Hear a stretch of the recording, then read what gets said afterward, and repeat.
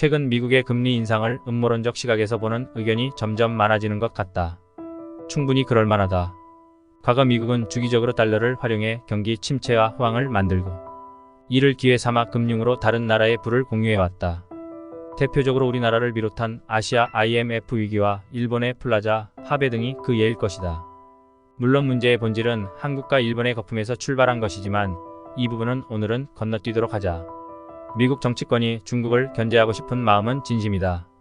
중국이 해양 패권, 위안화 국제화, 기술 굴기를 노골적으로 드러내기 시작한 2014년경부터 미국 정치권에서는 중국을 그대로 놔두면 안 된다는 공감대가 형성되기 시작했다. 중국은 2008년 금융위기를 겪는 미국을 보면서 이제는 자신들이 세계를 리드할 수 있다는 자신감을 얻게 되었고 시진핑 주석이 집권하면서 중화민족의 위대한 부흥이라는 야망을 본격적으로 드러내기 시작했다. 그때부터 미국은 고민했다. 중국은 군사적으로 협박을 하거나 금융을 통해서는 절대 꺾을 수 없다는 사실을 잘 알고 있었기 때문이다. 중국이 다치면 미국도 다칠 수밖에 없고 이는 중국 역시 잘 알고 있었다. 두 국가는 이미 경제적으로 쉽게 떨어질 수 없을 만큼 의존적이다. 이야기를 시작하기에 앞서 지난 10년간 전 세계의 디플레이션이 중국 덕분이라는 이야기가 많은데 원인이 중국의 저가 공산품에서 온 것은 맞지만 전 세계가 중국 덕을 봤다는 표현은 좀 이상하다. 오히려 중국이 전 세계로 수출할 수 있어 큰 덕을 봤다는 표현이 정확하다. 최신 산업시대의 공장은 그 생산성이 대단하다. 이런 엄청난 생산성은 노동 인력이 대량으로 필요하지 않다. 따라서 만약 중국이 내수 시장 중심으로 성장하려 했다면 여전히 중국은 농민공이 많은 그저 그런 국가였을 것이다. 하지만 미국이 중국을 끌어들여 전 세계를 상대로 장사를 할 수 있게 하였고 중국은 내수뿐만 아니라 수출을 위해 막대한 공장을 운영할 수 있게 되었다. 그렇게 투자된 공장에서 수많은 일자리가 생겨났고 중국은 지난 20년간 전 세계에서 가장 강력하게 성장하는 국가가 될 수 있었다. 그 돈으로 중국은 현재의 G2 자리를 차지할 수 있었다. 자, 이제 본격적으로 이야기를 시작해보자. 미국은 중국을 어떻게 견제하려고 할까? 어떻게 하면 자국은 피해를 최소화할 수 있을까? 연준의 금리 인상이 중국과 관련이 있을까?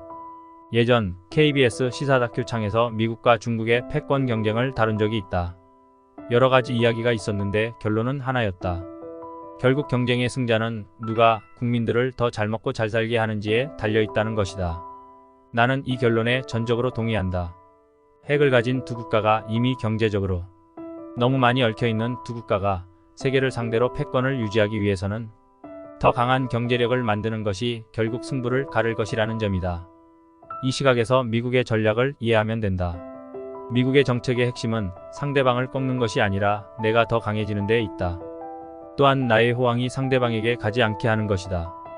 연준이 중국을 견제하려고 하는지는 솔직히 모르겠지만 그들이 인플레이션을 잡고 달러에 대한 신뢰를 반드시 지키려고 한다는 사실은 분명하다. 이것이 첫 번째다. 미국의 금리는 호사가들의 말처럼 중국과 관련이 없다. 오로지 미국의 달러 그리고 내부 인플레이션 안정화에 있다. 이 둘의 안정화가 있어야만 패권을 유지할 수 있기 때문이다. 두 번째는 미국의 첨단 산업 리쇼어링이다. 전기차, 에너지, 반도체 등 기술이 중요한 미래 산업에 대한 투자가 미국에서 이루어져야 하며 앞으로 다가올 미래 산업의 호황이 중국으로 가지 않게 하겠다는 것이다.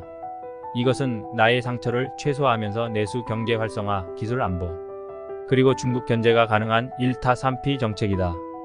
백악관 안보보좌관 제이크 설리반이 말한 미국의 전략 마당은 좁게 담장은 높게와 일맥상통하는 정책이다. 세 번째는 투자 제한이다. 적어도 미국과 동맹국의 기업은 기술이 중요한 제조업에 대해서는 중국의 투자를 금지하는 것이다. 나는 강해지고 상대는 최대한 약해지게 하는 방법이다.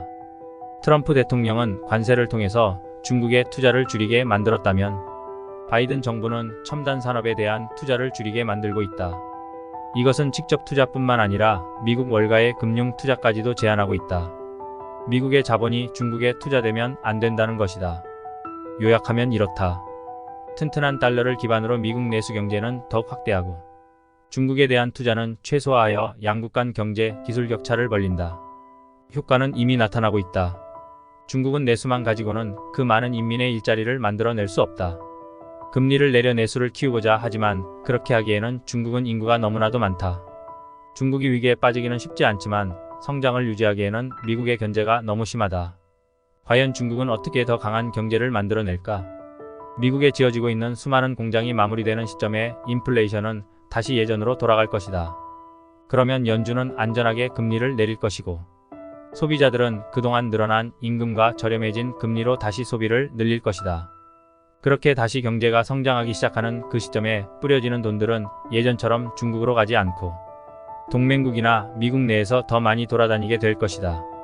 이런 측면에서 달러는 예전만큼 약해지기 어렵다고 생각한다. 또한 우리나라 역시 잘 준비한다면 다가올 미국의 호황에 큰 수혜를 누리는 국가가 될 수 있다. 모든 것은 우리 이야기에 달려 있다. 건투를 빈다.